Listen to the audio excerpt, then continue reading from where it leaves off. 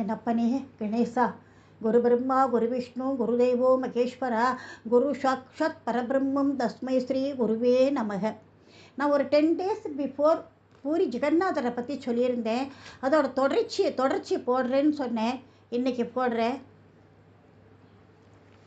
இன்னி வரைக்கும் பூரி ஜெகநாதர் கோயிலில் கிருஷ்ணரோட ஹிருதயம் இருக்குது, அது இன்னமும் துடிச்சுட்டு தான் இருக்குது அப்படிங்கிற. எப்படின்னாக்க, அந்த வேடன் என்ன பண்ணுறான், கிருஷ்ணரை மானோட காதுன்னு நினச்சிக்கிட்டு கிருஷ்ணரோட அம்பு போட்டுடுறான். கிருஷ்ணர் செத்து போய்ட்றார்.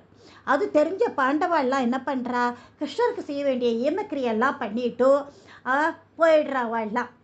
அப்போ கிருஷ்ணரோட இதயம் என்னாச்சு, அவர் உடம்பு ஃபுல்லாக எரிஞ்சு போச்சு, ஆனால் அவரோட ஹிருதயம் மட்டும் எரியவே இல்லை, அப்படியே துடிச்சுட்டே இருந்திருக்கு. அதை அந்த வேடன் பார்த்தான். ஐயோ, அவரோட இதயம் இன்னும் துடிச்சுன்னு இருக்கே அப்படின்னு சொல்லிட்டுன்னு அந்த இதயத்தை எடுத்து அப்படி தனியாக எடுத்து ஒரு மரக்கட்டை மேலே வச்சு அதை சமுத்திரத்தில் விட்டுடுறான், கடலில் விட்டுடுறான்.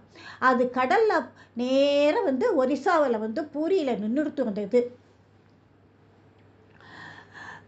அந்த ஹிருதயத்துக்கு பேர் பிரம்ம பதார்த்தம்னு பேர். இன்னமும் ஒரு மரச்சிலைக்குள்ள அப்படியே இதயம் துடிச்சுன்னு இருக்கிறதா சொல்கிறா எல்லாரும். அது ரதம் 12லேருந்து 19 வருஷத்துக்கு ஒரு தடவை நடக்கும். அப்போ அவளால் சிலைகளெல்லாம் பழைய சிலைகளை எடுத்துகிட்டு புதுச்சிலை பண்ணுவாள் 3 பேருக்குமாவே.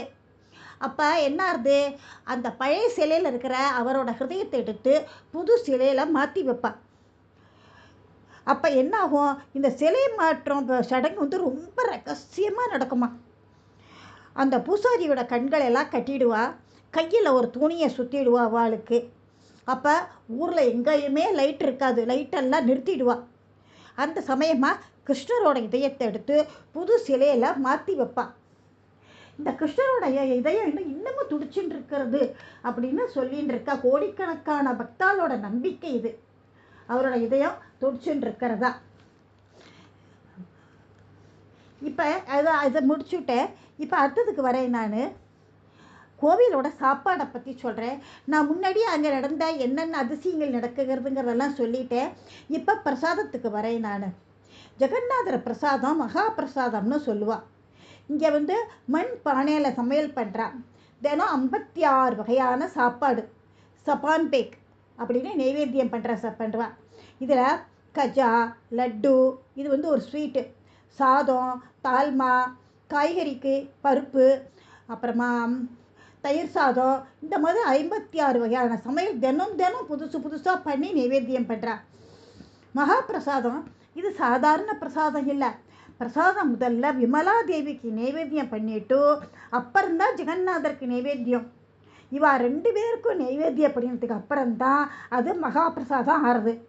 அரிசி சாதம், தால்மா, பருப்பு காய்கறிகள் கலந்த கூட்டு, காஜா, மைதா மாவால் செய்யப்பட்ட சர்க்கரை பாகில் இணைக்கப்பட்ட முறுமுறுப்பான ஸ்வீட் இது. இவா சமைக்கிற சாப்பாடு பூரா மகாலட்சுமியோட மேற்பார்வையில் நடக்கிறதா சொல்கிறா. மகாபிரசாதம் 2 வகையில் இருக்குது. ஒன்று சங்குடி மகாபிரசாத், இன்னொன்று சுக்ல மகாபிரசாத். 2மே கோவிலில் ஆனந்த பஜாரில் விலைக்கு கூட கிடைக்கிறது. எல்லாருக்கும் விநியோகமும் பண்ணுறா, லட்சக்கணக்கான பேருக்கு. அதே சமயம் விற்பனைக்கும் கொடுக்குறான். சங்குடி பிரசாதத்தில் அரிசி, நெய் சாதம், கலந்த சாதம், இனிப்பு, பருப்பு காய்கறிகள் கலந்த சாதம், பல்வேறு வகையான கலவை காய்கறிகள், கஞ்சி இதெல்லாம் இருக்குது. சுக்ல மகா பிரசாதங்கிறது ஸ்வீட்டு ஒன்றும் நிர்மால்யா அப்படின்னு சொல்கிறா. உலர்ந்த அரிசி சாதம் பிரசாதம், இது கைவல்யா அப்படின்னு சொல்கிறா. ஜெகநாதர் தினம் காலம்பர ராமேஸ்வரம் போயிட்டு மத்தியானம் பூரிக்கு திரும்புறதா ஐதீகம். அதனால் மத்தியான சாப்பாடு தட்டப்புடலாக இருக்கும் கோவிலில். ரத யாத்திரை போது முதல் நாள் ஜெகநாதர் சிம்மாசனத்துக்கு திரும்பி வர்ற வரைக்கும் மகாபிரசாதம் கிடையாது.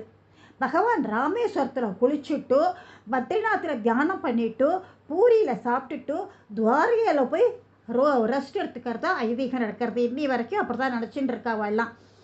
பகவான் சாப்பிட்றாரு இல்லையா, அதால் அந்த சாப்பாட்டில் வெங்காயம், பூண்டு இதெல்லாம் கிடையாது. இந்த கோவிலில் சமையலறை இந்த லோகத்திலேயே சமையலறை அந்த மாதிரி எங்கேயுமே கிடையாதான். 1,00,000 பேருக்கு சமையல் பண்ணலாமா, அவ்வளோ பெரிய சமையல் ரூம் அது. இந்த கோவிலில் தேர் திருவிழா போது பூரி மன்னரோட பரம்பரையை சேர்ந்தவ தான் தங்கத்தினால் ஆன துடப்பத்தை வச்சுக்கிண்டு கோவிலை சுற்றி உள்ள பாதை தெரு சுத்தம் பண்ணுறான்.